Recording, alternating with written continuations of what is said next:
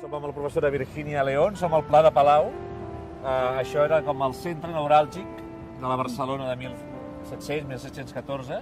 Barcelona va tornar a ser la seu d'una gran cort europea després de molts segles. Com va viure la ciutat el fet d'acollir una cort? Efectivamente estamos como en el centro de la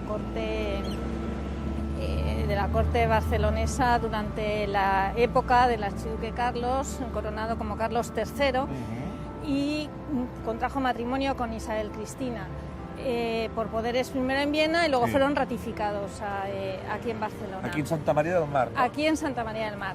Efectivamente, esto es como el centro neurálgico, yo pensaba el epicentro de la corte catalana, por la unión del Palacio Real con Santa María del Mar, ambos simbólicos del austracismo y de la corte de Carlos III de Austria. Esa dimensión europea me parece muy importante porque desde comienzos de la Edad Moderna, desde comienzos de la llegada de los Austrias, el hecho de la presencia de Carlos III aquí en Barcelona significa resituar a Barcelona en el mapa de las cortes europeas. Como una capital. Como una capital, más que las cortes, efectivamente, como una capital europea. Una capital a la que las diferentes cortes envían embajadores. Una capital de referencia en la época y posteriormente, porque incluso los estudios hablan de Barcelona a Viena o de Barcelona a Londres, a París, o sea que se resitúa como capital europea. Pues no es una ciudad preparada para coger una corte como esta. Una ciudad... Es que ahí estaría también la oportunidad económica. Ah, vale. Porque el adecuar a esta ciudad a esta transformación en corte implica demanda de productos, demanda de construcción de palacios o de construcción de edificios o arreglo de mucho gasto la también. Llegada de plata extranjera, la plata de los aliados, la demanda de, por ejemplo, para la corte de telas chinas, telas italianas, incluso el fomento de la propia producción interna de las manufacturas que ya había empezado a fines del XVII y luego tendrá lugar en el siglo XVIII. Una oportunidad social y económica, como digo, que beneficia a las clases dirigentes catalanas y una oportunidad cultural en la medida que facilita el desarrollo de diversas facetas del ámbito cultural, no solamente, bueno, que ya hablaremos en el ámbito de la ópera, pero también la pintura, las representaciones teatrales. Perquè l'òpera la va portar l'arxiduc Carles.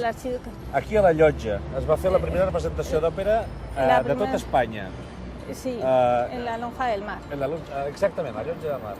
Sí. Quina mena de cort era la cort austríaca? Era molt ostentosa o...? Yo creo que trata de transponer a Barcelona la corte de Viena. Ah. La ópera había sido introducida en la corte de Viena por María de Gonzaga, que se había casado con Fernando II, el emperador, en segundas nupcias. Y por eso ya fue habitual en la corte de Viena. Cuando llega aquí el archiduque, que es el rey Carlos, que es en 1705, es el año que fallece el emperador Leopoldo. Por eso inicialmente, por el luto, no hubo festejos, o muchos festejos musicales, pero posteriormente sí.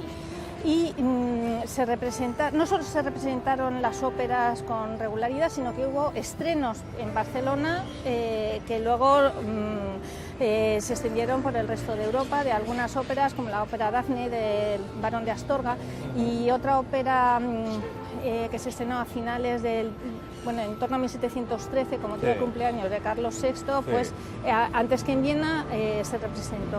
¿Les gustó a los barceloneses la ópera?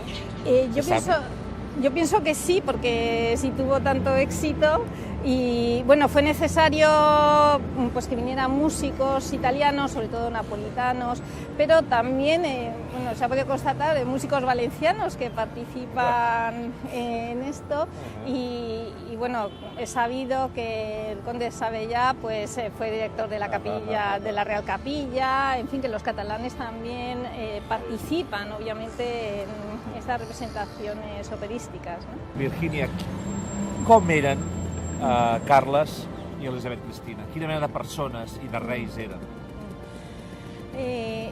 Bueno, el rey Carlos, Sí. Cuando llega a Barcelona, pues es una figura joven, atractiva a los catalanes, a la sociedad. Mucho etcétera. más que su antecesor, ¿no? Mucho más que su predecesor, Sí. de naturaleza enfermiza, Ajá. en fin.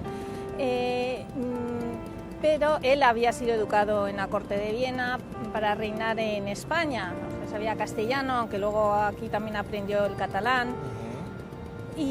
Pero por su forma de ser, era una persona preparada, culta, pero era un poco más distante. Ajá. En cambio, en el caso de Isabel Cristina, parece que desde el principio, desde que desembarca en Mataró y luego tiene su entrada en Barcelona, las relaciones con la población son más directas. Se ofrece una mayor sintonía entre ella y los catalanes, primero con los habitantes de Mataró y luego ya aquí en Barcelona, desde el principio. Perquè era més simpàtica, més oberta, més... Me parece que era más simpática, efectivamente, y sobre todo no marcaba esas distancias. Las fuentes de la época, o el mismo Castelví, alaban ya su capacidad de gobierno, su sentido de la justicia y su piedad. No ya solo piedad religiosa, como sabemos era de origen protestante, se convierte al catolicismo para casarse con el rey Carlos y por eso participa en muchas ceremonias religiosas, sino esa otra dimensión de la piedad con respecto a la población, no ya a la población, sino porque había muchos exiliados de otros territorios de la monarquía en Barcelona, muchos refugiados. Sabem que a la tomba d'Elisabet Cristina hi ha un relleu del port de Barcelona. Sabem que hi ha una carta dirigida a Ramon de Vilanna Perles en què diu, en castellà, nunca amaré a ninguna otra nación más de lo que amo a los catalanes. Això és, creus que eren demostracions sinceres o tenien més a veure amb el càlcul polític? Yo pienso que puede tener una buena dosis de sinceridad, en el sentido, ella llega a Barcelona con a Mataró cuando desembarca con 17, 18 años. Ella misma se queda sorprendida del recibimiento de Mataró y posteriormente de la propia ciudad de Barcelona. Ella pasa momentos muy felices y también momentos muy difíciles, muy críticos aquí en Barcelona, y de quien recibe apoyo fundamentalmente es de los catalanes.